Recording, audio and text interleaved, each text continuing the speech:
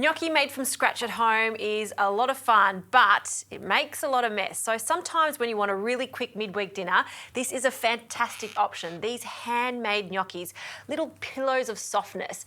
And instead of boiling them like you would traditionally do, I'm going to put it all in one dish and bake it in the oven. It's a really great dish for the whole family. So we'll start with 500 grams of gnocchi, and what I'm going to do is just place them directly into my baking dish. And look at these little pillows. How gorgeous are they? They're all individually rolled. We'll place them in there. To that, we're going to add our sauce. Now, I'm just using 1 can of crushed tomatoes. We'll pour that in. And just to ensure those little pillows of gnocchi stay nice and moist, I always like to add a splash of water. Okay?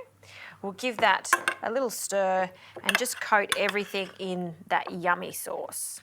Now, this is where you can be quite adventurous. You can add some extra vegetables like zucchini, some pumpkins, sweet potato, or keep it really simple. I've always got some frozen peas on standby, so we'll just add a generous amount of them to our gnocchi, mix that through. I also like this to be super cheesy, so I'm going to add some freshly grated parmesan now.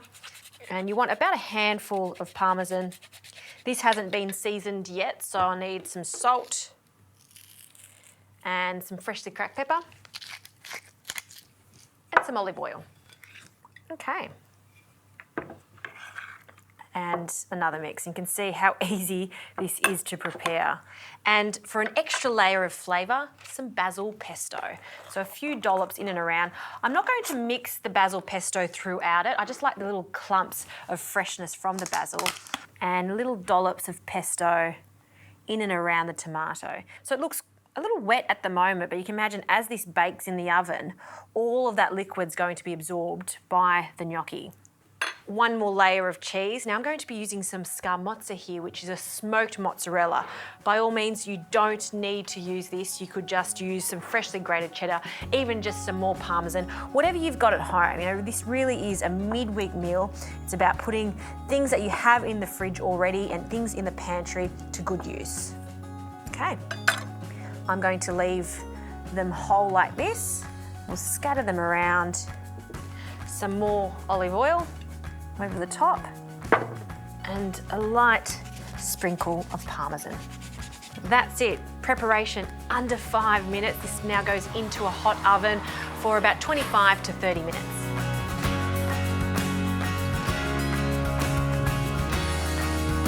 All right, the baked gnocchi is out of the oven. Please let it cool down for at least 5 to 10 minutes before serving it because it's going to be piping hot.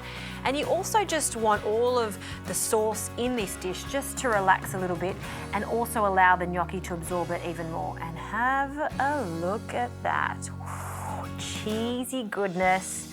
Those little gnocchis are so soft and delicate and it just goes so well with that pesto and the tomato sauce. I'm just going to place a little bit onto a plate. And if you have some extra basil, not essential, but you could just garnish it with a little basil on the side, maybe some extra parmesan. If you love your cheese as much as I do, I always like some olive oil over the top and some freshly cracked pepper. Now that right there is a dish that's going to impress the whole family. I know the kids are going to love that because my one does. And the best thing about that is 25 minutes, it's on the table.